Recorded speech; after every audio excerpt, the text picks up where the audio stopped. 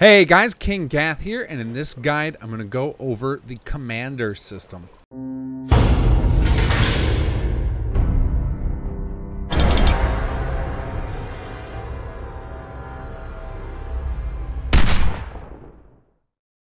So commanders are very similar to the leader system from Sim Settlements, which was introduced shortly after the launch of Rise of the Commonwealth. So if you are familiar with that, you have the basic idea of how this operates.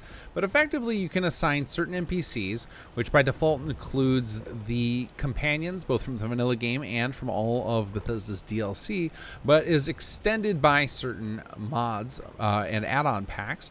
You can have different people that can act as a leader for your outposts and vassals, and these provide different benefits, and based on whether it's an outpost or vassal, it can determine whether the benefit is useful to you or not. So if you go under the Manage Empire menu and you go to the Assign Commander option, you'll be able to choose one of your outposts or vassals. So I'll go ahead and choose Green Top Nursery, which on this particular character is a vassal, and you'll get the Assign Leader option, and it will search through for eligible NPCs and bring up a list. It can take just a few moments here, especially because this is a very, very busy and old save. So we'll see if any options ever come up here. Here we go.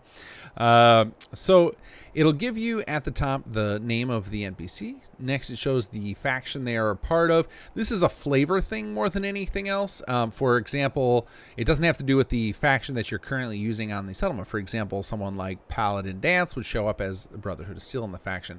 And this is mostly flavor, but there are a few of the commander traits where it actually impacts them. So just below the faction, you see these three phrases: Seeing Red, Primal Fighter, and Bloodlust. So depending on the commander, you have different things showing up here, and these are the traits, and we call the first one the major trait, the second the minor trait, and the third is the weakness.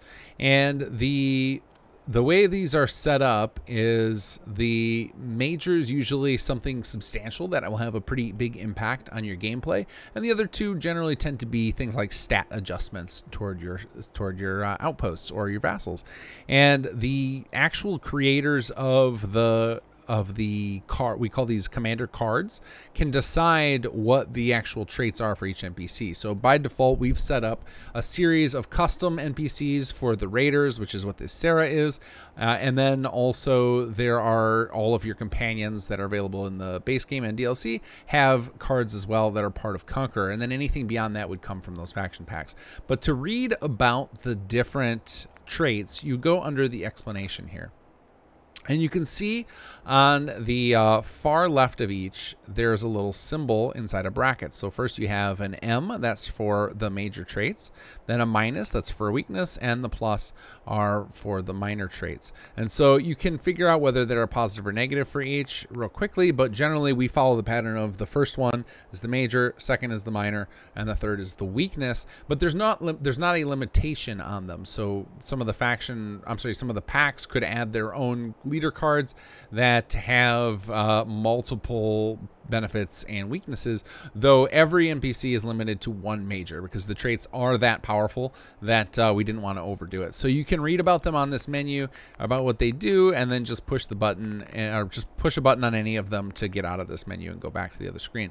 But one thing with the first one here, the M faction reinforcements, so this is one of the places where the faction actually comes into play. So whatever their faction is, if they have this particular, if they have the reinforcements trait, then this would occur from that faction that they're aligned to.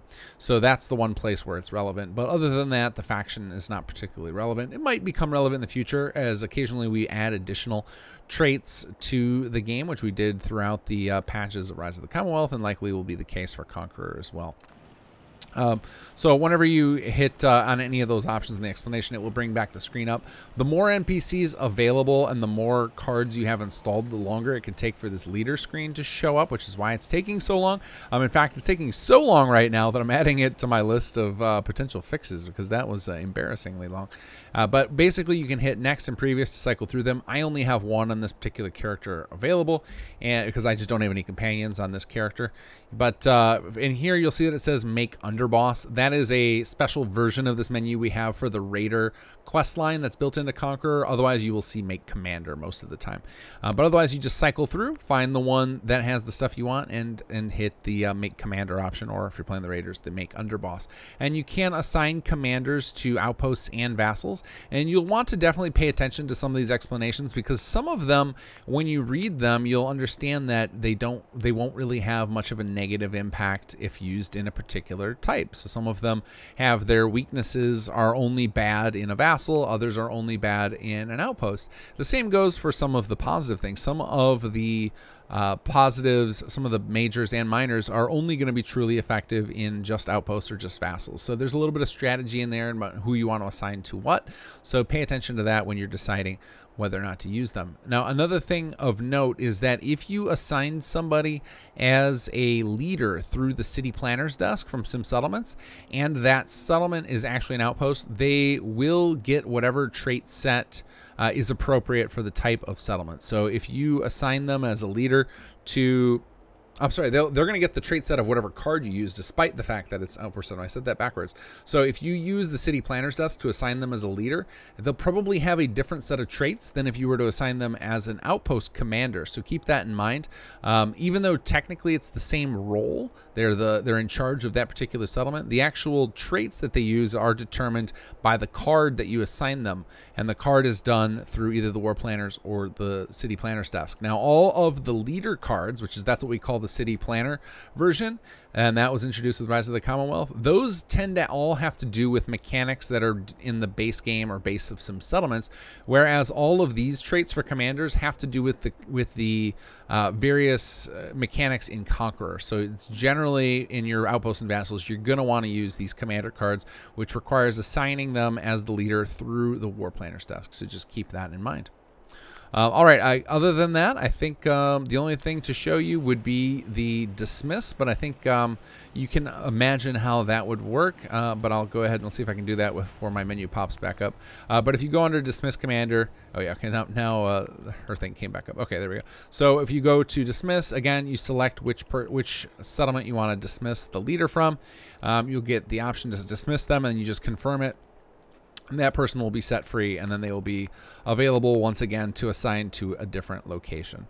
So you can only assign people that are unassigned as commanders currently. You cannot reassign them if they're active. That is a change in the way things worked with Rise of the Commonwealth leaders. You could assign anybody even if they were already assigned, but we found that there were a lot of complaints about that, and that was getting confusing. So now the commanders are only available if they're unassigned currently as a commander.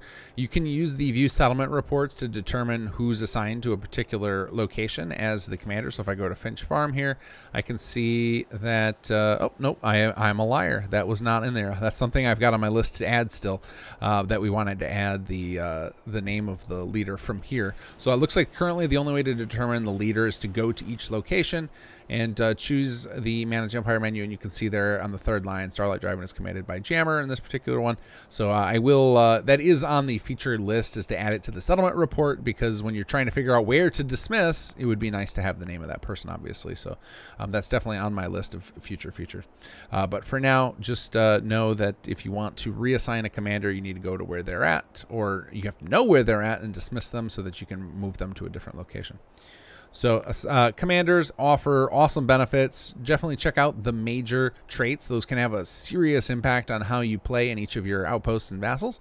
And the more you unlock, the more companions you have unlocked in your character's playthrough, the more commanders you have available. And that was done intentionally. We've had requests in the past of just making commanders available sooner in different ways, but we like to introduce them slowly over gameplay, which is where companions come in great, because it kind of represents, from an immersion standpoint, you're starting to make connections out in the world. These are people you've learned to trust and who you can and trust to run part of your empire. So it's definitely meant to integrate with the larger Fallout 4 experience, because I mean the whole point of all of these mods that I've been building up with Sim Settlements and Conqueror, etc., is to add these extra elements to that RPG gameplay, not completely replace it. So this is one of those tie-ins that can provide some pretty substantial benefits by actually engaging in the rest of the game somewhat.